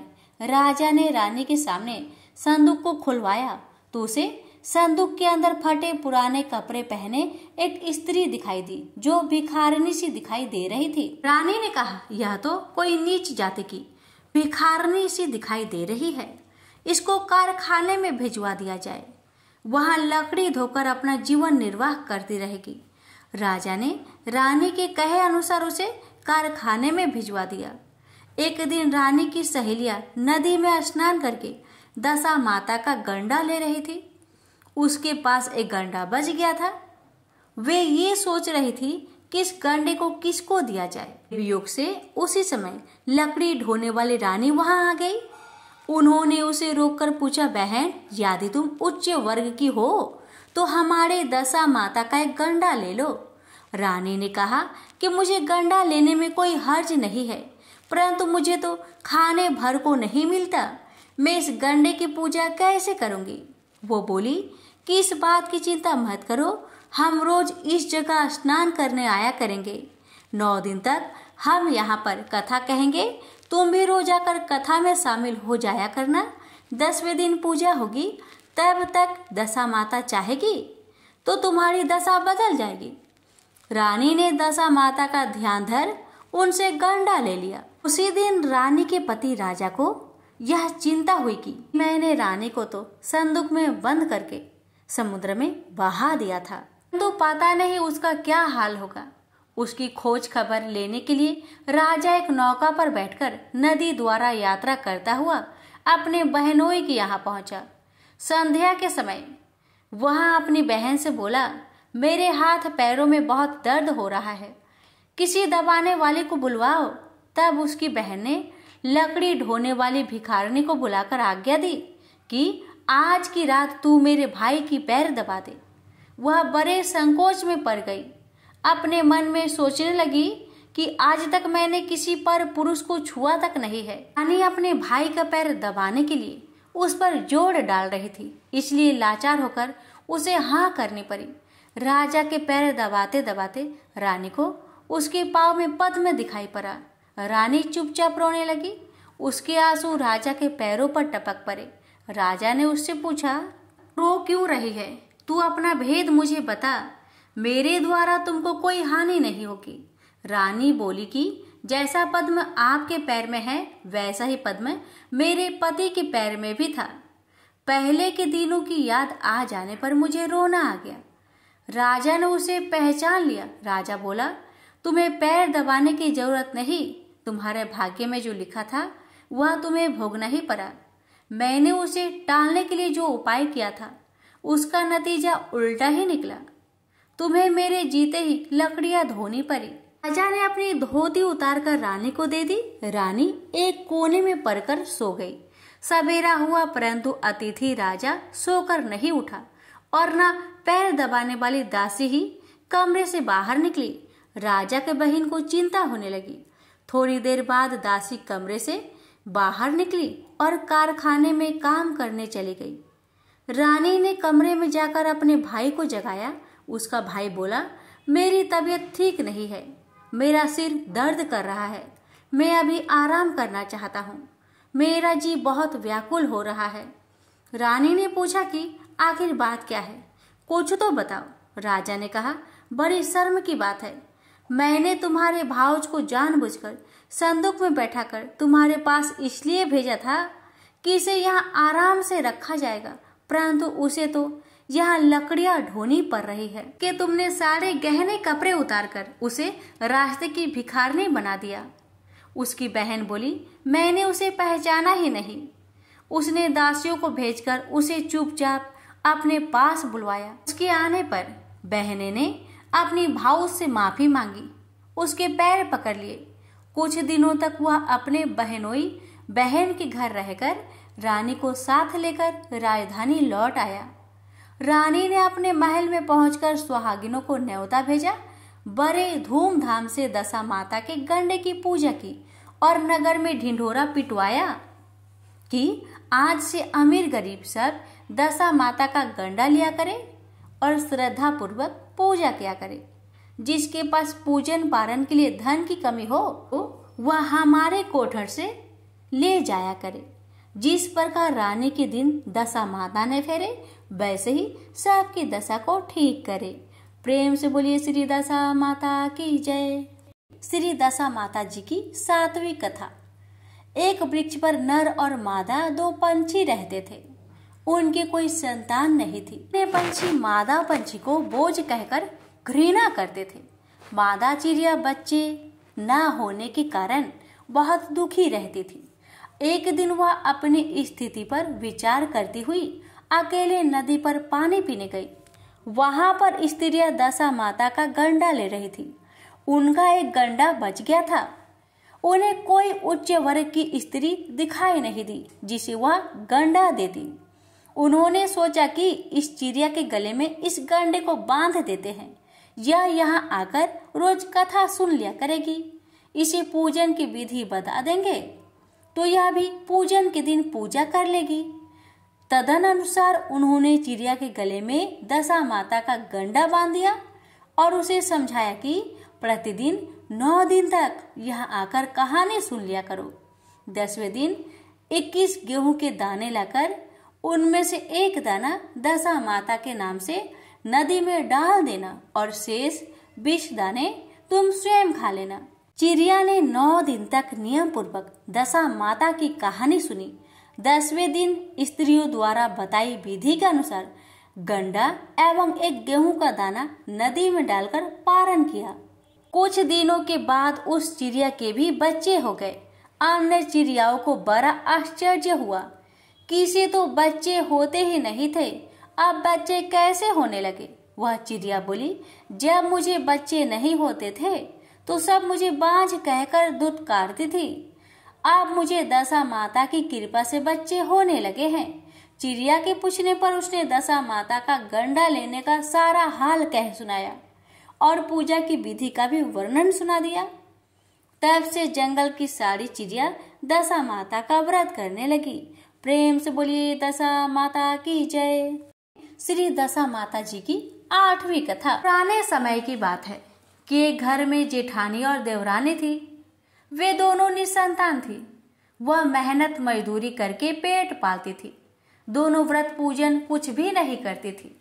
एक दिन दोनों प्रातःकाल गांव में आग लेने गई। उस दिन गांव में दशा माता का पूजन था, इसलिए उन्हें किसी ने वहां से आग नहीं दिया। आग ना मिलने पर जेठानी देवरानी से बोली, आज हम दोनों का भी व्रत रहेगा, शाम को आग मिलने पर ही रसोई बनाकर भोजन करेंगे। शाम हो जाने पर जेठानी अपनी पड़ोसन के यहाँ से आग लेने गई। पड़ोसन ने उसे आदर पूर्वक बैठाया। जेठानी ने पड़ोसन से पूछा, दशा माता का पूजन करने से क्या होता है। पड़ोसन ने बताया कि जिस बात की इच्छा करके गंडा लिया जाता है वह इच्छा पूर्ण हो जाती है। जेठानी यह सुनकर पड़ोसी से बोली, अगली बार जब गंडा पड़े तो मुझे भी बताना, मैं भी गंडा लूंगी। जेठानी वैसे ही आग लेकर घर से बाहर आई तो उसे गाय चरकर आती दिखाई दी। ग्वाला पीछे आ रहा था। उसके कंधे पर एक बछड़ा था और एक गाय बछड़े को चाटते हुए चल रही थी। पड़ोसन ने ग्वाले से पूछा, तुम्हारी गाय प्रथम बार ब्याही है या दूसरी बार या तीसरी बार। ग्वाले ने बताया कि पहला ब्याह है। पड़ोसन ने फिर पूछा, गाय ने बछड़ा दिया है या बछिया। ग्वाला बोला, बछड़ा है। यह जानकर जेठानी से पड़ोसन ने कहा कि घर जाकर दशा माता का गंडा ले लो। 9 दिन तक व्रत रखकर कथा सुनना तथा 10वें दिन सिर सहित स्नान करके पूजन करना। दशा माता चाहेगी तो 10 दिन के भीतर ही तुम्हारी मनोकामना पूरी हो जाएगी। जेठानी ने घर जाकर सारी बातें देवरानी को बताई। दोनों ने दशा माता से मनौती मांगी कि यदि हम दोनों के संतान होंगे तो हम सुहागिनों को न्योत कर दूरियां कराएंगे। दोनों ने दशा माता के गंडे लिए। दशा माता की कृपा से गंडे की पूजा से पहले ही दोनों देवरानी जेठानी गर्भवती हो गई। 9 महीने 9 दिन के बाद दोनों के यहाँ 2 लड़के ने जन्म लिया। लड़कों का नामकरण संस्कार के बाद देवरानी ने जेठानी से कहा, हमने जो सुहागिनों को न्योतने की मनौती मांगी थी उसे अब पूरा करना चाहिए। जेठानी ने कहा कि अभी ऐसी क्या जल्दी है, जब लड़कों का अन्नप्राशन संस्कार होगा तब सुहागिनों को न्योत देंगे। लड़कों का अन्नप्राशन संस्कार हुआ तब देवरानी ने जेठानी से सुहागिनों को न्योतने की बात कही, परंतु जेठानी ने बात को टाल दिया और कहा कि लड़कों के मुंडन संस्कार पर सुहागिनों को न्योतेंगे। होते होते कुछ समय बाद लड़कों का मुंडन संस्कार भी हो गया। देवरानी ने जेठानी को सुहागिनों के न्योतने की बात कही तो जेठानी बोली, लड़कों की सगाई के समय ही सुहागिनें न्योती जाएगी। लड़के बड़े हो गए, उनकी सगाई भी हो गई, परंतु जेठानी ने अब का बार भी सुहागिनें नहीं न्योती। जेठानी बोली, जिस दिन लड़के की भावड़े पड़ेगी उसी दिन सुहागिनों को न्योता देंगे। इस पर देवरानी बोली, बहन तुम्हारी जब इच्छा हो तब सुहागिनें न्योत लेना, परंतु मैं तो पाछदान के दिन ही सुहागिनों को न्योत दूंगी। देवरानी ने मंडप पाछंद के दिन ही सुहागिनों को न्योत दिया, परंतु जेठानी ने कुछ भी परवाह न की। मंडप पाछादन के बाद मृतिका पूजन करके दोनों दूल्हे बारात सजाकर बैंड बाजा सहित ब्याहने चल दिए। देवरानी के बड़े बेटे का ब्याह बड़ी धूमधाम से सकुशल पूर्ण हो गया, परंतु जेठानी के सुहागिनों को न्योता नहीं दिया था, इसलिए दशामाता ठीक भौरे के समय उसे हर कर ले गई। दूल्हे की सहसा गायब हो जाने के कारण वर कन्या दोनों पक्ष में हाहाकार मच गया। उसकी बारात खाली हाथ घर लौट आई, परंतु लड़की की माता बड़े संकट में पड़ गई कि यह अधब्याही लड़की से कौन ब्याह करेगा। पड़ोस के चतुर सुहागिन ने लड़की की माता को समझाया कि ब्याह का जो सामान बचा है उस सामान को लड़की के हवाले कर दिया जाए। लड़की मांगते भिखारियों को सदाव्रत देने लगी। एक दिन साधु तीर्थ यात्रा करता हुआ आया। गांव से दूर घने जंगल में एक पीपल का पेड़ था। लोग इस पीपल के पेड़ को पारस पीपल कहते थे। उसी पेड़ पर दशा माता का निवास था। साधु चलता चलता शाम को उसी पेड़ के नीचे ठहर गया। झाड़ूदार ने आकर उसी पेड़ के पास मैदान में झाड़ू लगाई। भिश्ती ने मस्क से वहां पर छिड़काव कर दिया तथा माली ने वहां फूल बिखेर दिए। तब अनेक देवता अनेक प्रकार की पोशाकें पहनकर आने लगे और यथास्थान बैठने लगे। सबके बाद से स्वर्ग से राजा इंद्र का सिंहासन उतरा। इसी के साथ स्वर्ग से अप्सराएं आकर सिंहासन के चारों ओर नाचने लगी। उसी समय अर्ध ब्याही लड़के को गोद में लेकर दशा माता पीपल के पेड़ से नीचे उतरी। इंद्र के साथ स्वर्ग से एक सूरा गाय भी आई थी। उसने 2 गिलास दूध दिया था। लड़के के अर्ध ब्याही भाग का 1 गिलास अलग रख दिया। दूसरे गिलास का दूध पी लिया। जब तक अप्सराओं का नाच गाना होता रहा, दशा माता लड़के को गोद में लेकर बैठी रही। प्रातः काल होते ही ताओ का दरबार भंग हुआ। साधु भी वहां से चलकर गांव में आया। साधु महाराज गांव में भिक्षा मांगते मांगते अर्ध ब्याही लड़की के घर पर पहुंचा। लड़की ने आदर पूर्वक साधु को बैठाया और भोजन तैयार किया। लड़की ने 3 पत्तल परोस कर रखा। पहला पत्तल अर्ध ब्याहे अपने पति के लिए रखी, दूसरी पत्तल बाबा जी के सामने रखी और 1 पत्तल अपने सामने रखी। बाबा ने अपने आप कहा, वह जो बात मैंने रात वहां देखी यहाँ भी देखने को मिल रही है। साधु बाबा ने बात टालते हुए कहा, हम बैरागी लोग ऐसी अनेक बातें कहते रहते हैं, तुम्हें ऐसी बातों से क्या मतलब? तुम तो भोजन करो और भगवान का भजन करो। लड़की ने हट पकड़ ली। लड़की ने कहा, जब तक आप अपनी बात का खुलासा नहीं करेंगे मैं भोजन नहीं करूंगी। इस पर भी साधु बाबा चुप रहे। तब लड़की बोली कि आप साधु है और मैं सती हूँ। आप या तो अपने कथन को स्पष्ट कीजिए कि आपने रात को क्या देखा, नहीं तो मैं आपको श्राप दे दूंगी।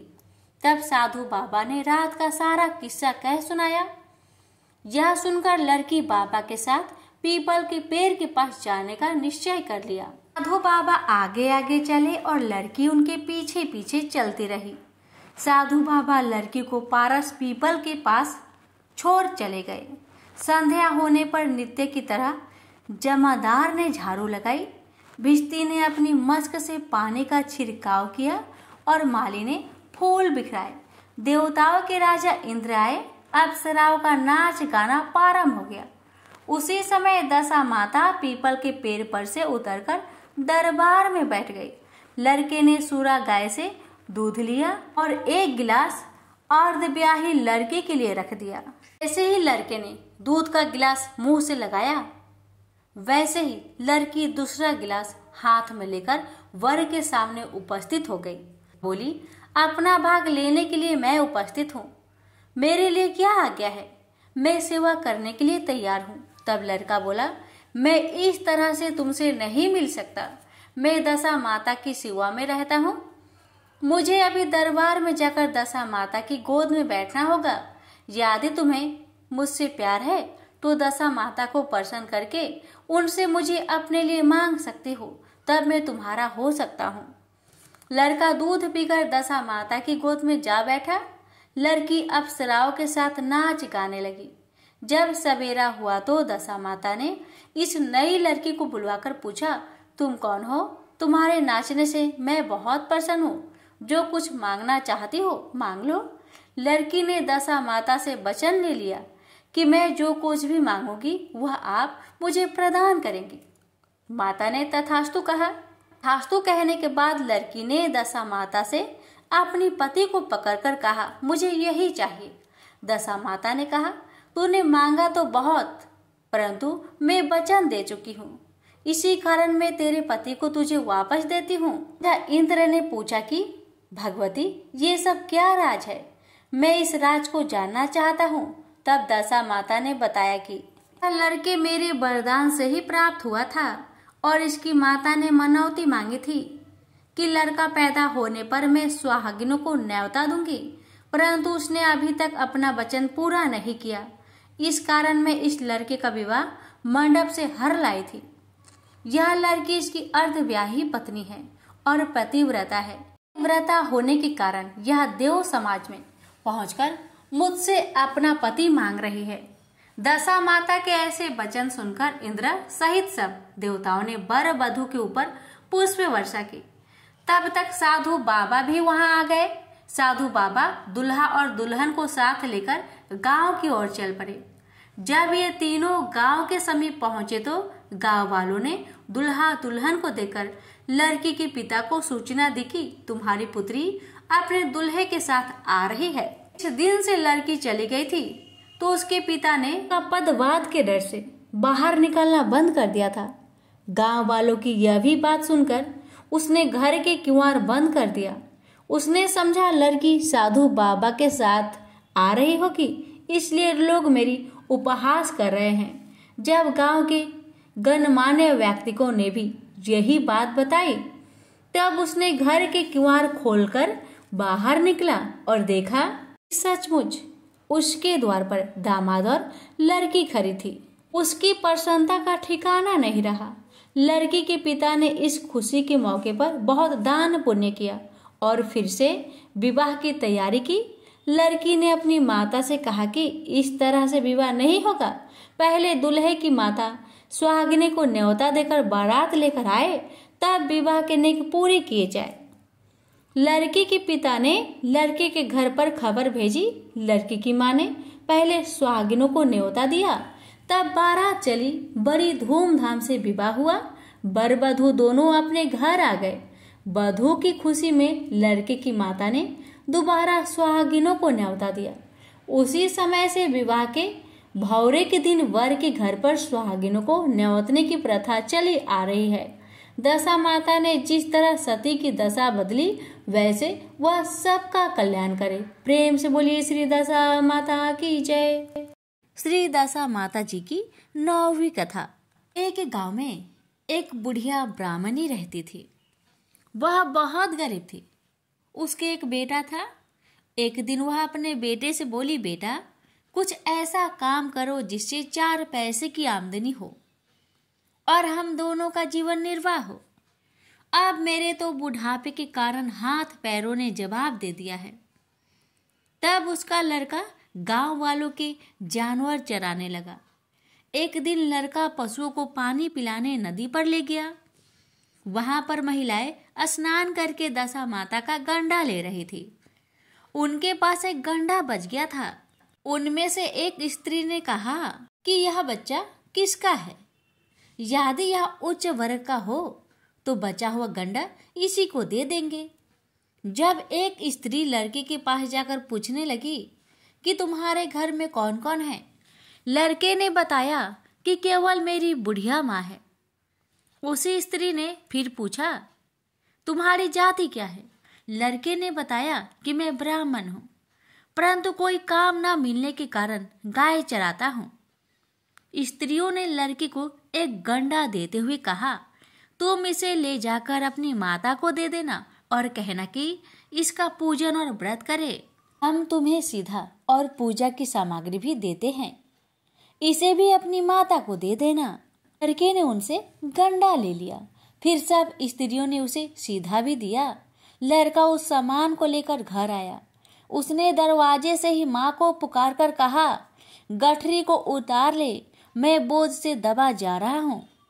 उसकी माँ आवाज सुनकर दौड़ी आई, बोझों को उतारा, गठरी में सीधा देकर माँ बहुत प्रसन्न हुई। माँ ने बेटे से पूछा, यह सब कहाँ से लाए हो? लड़के ने माँ को सब समाचार सुनाकर दशा माता का गंडा भी दे दिया। बुढ़िया ने गंडे को लेकर माथे से लगाया और उसी दिन व्रत करने लगी। 9 दिन तक कथा कहानी कहती। 10वें दिन उसने गंडे के पूजन की तैयारी शुरू करी। वह देहरी के बाहर गोबर से लीप रही थी कि उसी समय एक बहुत ही गरीब बुढ़िया आकर बोली कि क्या कर रही हो बहन? उसने जवाब दिया कि आज मेरे घर पर दशा माता का पूजन है, इसलिए लीप रही हूँ। उस बुढ़िया रूपी दशा माता ने कहा कि मुझे बहुत प्यास लगी है, थोड़ा सा पानी पिला दे। इस पर लड़के की माता बोली, मैं तो मिट्टी के बर्तन से पानी पीती हूँ, मेरे यहाँ लोटा लुटिया कुछ ही नहीं है, तुमको पानी किस में भर कर दूं? एक कटोरी ही है मेरे घर में, पता नहीं वह कहाँ पड़ी होगी। जरा तुम ठहरो, मैं कटोरी ले आऊं, तब तुमको पानी पिलाऊंगी। प्रिया हाथ धोकर अंदर कटोरी लेने गई। इसी बीच दशा माता, जिन्होंने बुढ़िया का रूप धारण कर रखा था, कि घड़ोची पर एक सोने का घड़ा रखकर अंतर ध्यान हो गई। बुढ़िया कटोरी लेकर घरोची के पास गई। वह घरोची पर सोने का घड़ा देखकर घबराई। वह मन में सोचने लगी कि मुझे बुढ़ापे में चोरी का इल्जाम लगेगा, मैं चोर कहलाऊंगी। वह इसी चिंता में दशा माता रूपी बुढ़िया को खोजने निकली। तब तक उसका लड़का भी घर आ गया था। उसने माँ से पूछा, तुम किसे खोज रही हो? उसने बताया, अभी एक शीर्ण अवस्था वाली बुढ़िया आई थी और यहाँ सोने का एक घड़ा रखकर ना जाने कहाँ चली गई। लड़के ने बताया, वही तो दशा माता थी, उन्होंने तुमको यह घड़ा दिया है। दोबारा फिर कभी वह आए तो उनके स्वागत में कोई कमी न करना और उनकी आज्ञा का पालन करना। जब तुम नदी पर नहाने जाओ तो तुम्हें नदी घाट पर जो भी चीज मिले उसको दशा माता का दिया हुआ प्रसाद समझकर ले लेना। किसी से पूछताछ मत करना कि यह चीज किसकी है, यह कहाँ से आई। बुढ़िया ने नदी में नहाकर बाहर निकली। उसे सोने का घड़ा भरा दिखाई दिया और उसके पास ही अच्छे वस्त्र रखे थे। बुढ़िया ने कपड़ों को पहन लिया और घड़े को हाथ में लेकर चलने की तैयारी की 4 कहार एक डोली लेकर उसके पास आए। कहारों ने उसे डोली में बैठने को कहा। बुढ़िया जब घर पहुंची तो उसने देखा कि वहां तो एक आलीशान महल खड़ा है। बुढ़िया महल के अंदर चली गई। वहां उसने श्रद्धा पूर्वक और भक्ति भाव से दशा माता के गंडे का पूजन किया और हाथ जोड़कर वरदान मांगा कि जिस प्रकार तुमने मुझे संपत्ति दी है उसी प्रकार मेरे घर में एक सुशील बहू आ जाए, तभी यह सब शोभा होगा। कुछ दिनों के बाद लड़के का विवाह हो गया और बहुत ही सुंदर वह सुशील बहू बुढ़िया के घर आ गई। बुढ़िया ने दोबारा दशा माता से वर मांगा कि जैसे मेरे बहू बेटे सुशील और सज्जन है उसी प्रकार मैं पुत्र पाऊं। कुछ दिनों के बाद बुढ़िया के यहाँ एक पुत्र रूपी रत्न पैदा हुआ। एक दिन बुढ़िया ने अपनी बहू को पास बैठाकर समझाया कि मेरी यह सब संपत्ति दशा माता की कृपा से प्रदान हुई है, उनकी ही कृपा से तुम इस घर में आई हो। मेरे मर जाने के बाद यदि कोई मैले कुचेले कपड़े धारण किए बुढ़िया तुम्हारे घर पर आए तो उसका श्रद्धा पूर्वक स्वागत करना।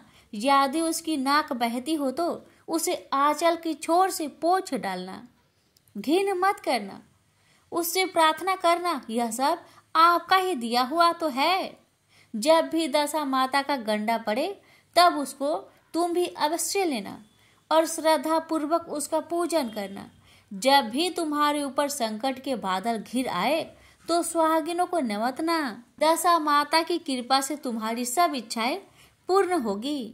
कुछ दिनों के बाद बुढ़िया का स्वर्गवास हो गया। दशा माता ने सोचा कि बुढ़िया के घर चलकर देखना चाहिए कि उसकी बहू सास के वचनों का पालन करती है या नहीं। एक दिन दशा माता वृद्धा भिखारिनी का वेश धरकर उसके घर गई। उसे देखते ही बहू खड़ी हो गई, उसके पांव छुए और बालक को उसकी गोद में डाल दिया। उसके श्रद्धा भक्ति को देखकर दशा माता बहुत प्रसन्न हुई। उन्होंने आशीर्वाद दिया कि तेरी धर्म बुद्धि है, भगवान तेरा सदैव कल्याण करेंगे, भंडार भरपूर रहेगा, तू जो इच्छा करेगी वह तुझे अवश्य प्राप्त होगी। दशा माता ने ऐसी कृपा बुढ़िया ब्राह्मणी पर की, वैसी ही कृपा भक्त जनों पर बनी रहे। प्रेम से बोलिए दशा माता की जय। श्री दशा माता जी की 10वें दिन की कथा। इस दिन बहनें गंडे की पूजा करें। तत्पश्चात प्रथम दिन वाली पूजा को विधि अनुसार दोबारा करें। यही 10वें दिन की पूजा होती है।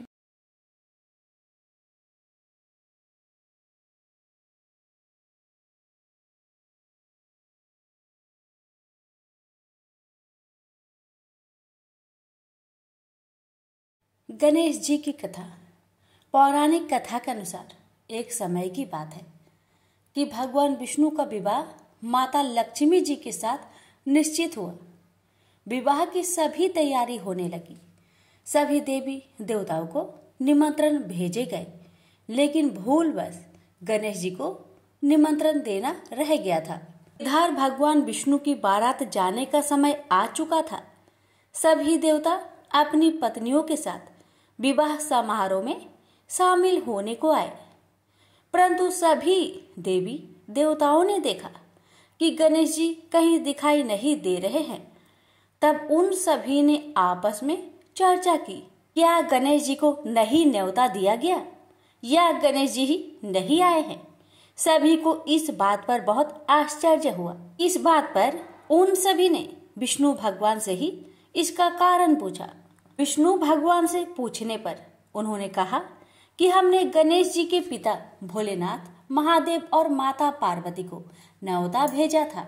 यदि गणेश जी अपने पिता के साथ आना चाहते तो आ जाते, अलग से उन्हें न्योता देने की कोई आवश्यकता भी नहीं थी। दूसरी बात यह है, उनको खाने में 1.25 मन मूंग, 1.25 मन चावल, 1.25 मन घी और 1.25 मन लड्डू का भोजन चाहिए। यदि गणेश जी नहीं आएंगे तो कोई बात नहीं, दूसरे के घर जाकर इतना सारा खाना पीना अच्छा भी नहीं लगता। इतना वार्ता कर ही रहे थे कि किसी एक ने सुझाव दिया, यदि गणेश जी आते तो उनको द्वारपाल बनाकर बैठा सकते थे कि आप घर की याद रखना। आप तो चूहे पर बैठकर धीरे धीरे चलोगे तो बारात में बहुत पीछे रह जाओगे। यह सुझाव सबको पसंद आ गया, तो फिर विष्णु भगवान ने भी अपनी सहमति दे दी। तब गणेश जी को निमंत्रण देकर आमंत्रित किया और उनको समझा बुझाकर घर की रखवाली करने को बैठा दिया गया। बारात चल दी। तब नारद जी ने देखा कि गणेश जी तो दरवाजे पर ही बैठे हुए हैं, तो वे गणेश जी के पास गए और रुकने का कारण पूछा। गणेश जी कहने लगे कि विष्णु भगवान ने मेरा बहुत अपमान किया है। नारद जी ने कहा कि आप अपनी मूषक सेना आगे भेज दो तो वह रास्ता खोद देगी, जिससे उनके वाहन धरती में धंस जाएंगे। तब आपको सम्मान पूर्वक बुलाना पड़ेगा। अब तो गणेश जी ने अपनी मूषक सेना को आदेश दिया, जाओ, और सेना ने जमीन पोली कर दी। जब बारात वहां से निकली तो रथों के पहिए धरती में धंसने लगी। आप कोशिश की परंतु पहिए नहीं निकले।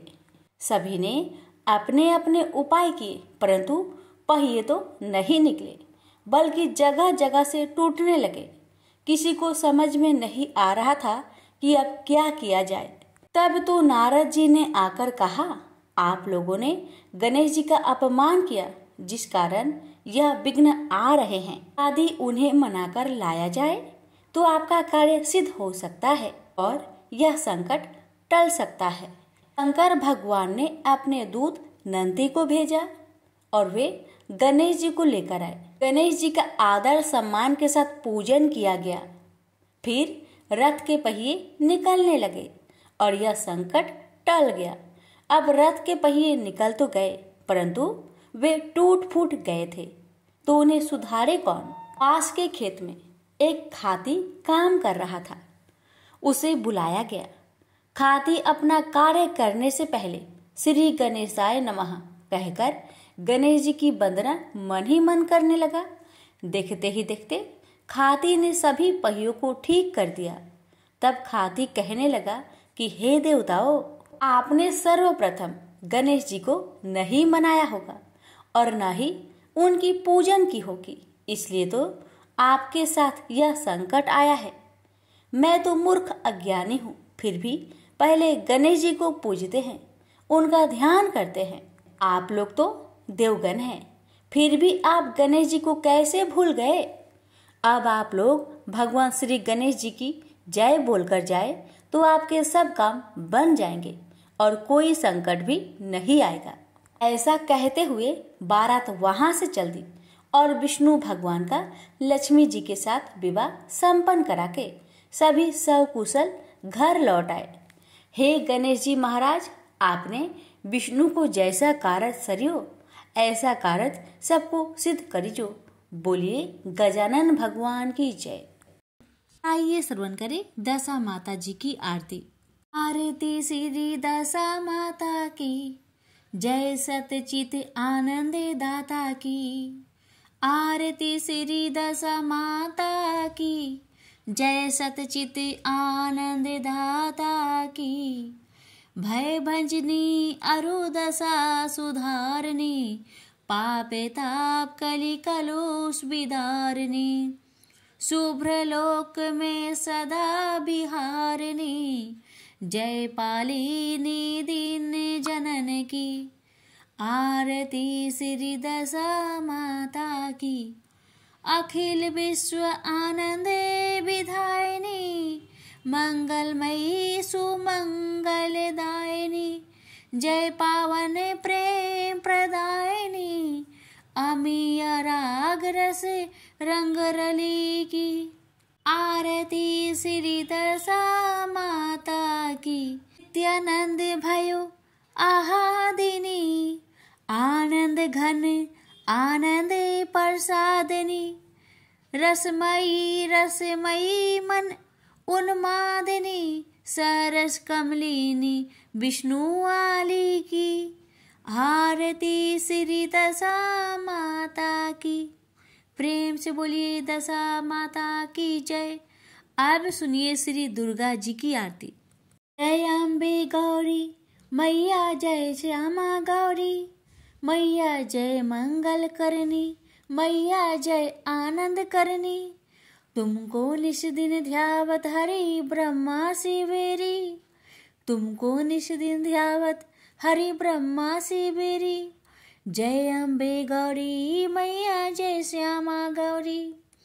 मांग सिंदूर विराजती को मृद मद को, उज्ज्वल से दो नैना चंद्र वदननी को।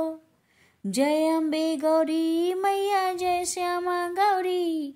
कनक समान कलेवर रक्तांबर राजे, रक्त पुष्प गलमाला कंठन पर साजे।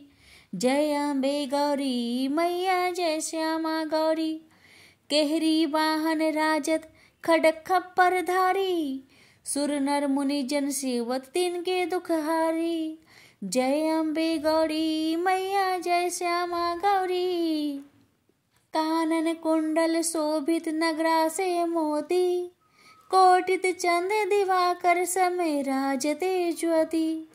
जय अम्बे गौरी मैया, जय श्यामा गौरी। शुभ निशुम विदारे ऐसा सुर घाती, धूम्र विलोचन नयना निश दिन मदमाती। जय अम्बे गौरी मैया, जय श्यामा गौरी। चंड मुंड सहारे सोनित बिजहारे, मधु के टप दो मारे सुर भयहीन करे। जय अम्बे गौरी मैया जय श्यामा गौरी। ब्रह्मानी रुद्रानी तुम कमला रानी। आगम निगम बखानी तुम शिव पट रानी। जय अम्बे गौरी मैया जय श्यामा गौरी। 64 योगिनी गावत नित्य करत भैरू। बाजत ताल मृदंगा और बाजे डमरू। जय अम्बे गौरी मैया जय श्यामा गौरी। तुम ही जग की माता तुम ही हो भरता। भक्तन की दुख हरता सुख संपत्ति करता। जय अम्बे गौरी मैया जय श्यामा गौरी। भुजाचार अति शोभत भर मुद्राधारी। मन वांछित फल पावत सेवत नर नारी। जय अम्बे गौरी मैया जय श्यामा गौरी। श्री हिमाल के तू में राजत कोटि रत्न ज्योति। जय अम्बे गौरी मैया जय श्यामा गौरी। ये अम्बे जी की आरती जो कोई नर गावे। कहत शिवानंद स्वामी सुख संपत्ति पावे। जय अम्बे गौरी मैया जय श्यामा गौरी। प्रेम से बोलिए अम्बे माता की जय।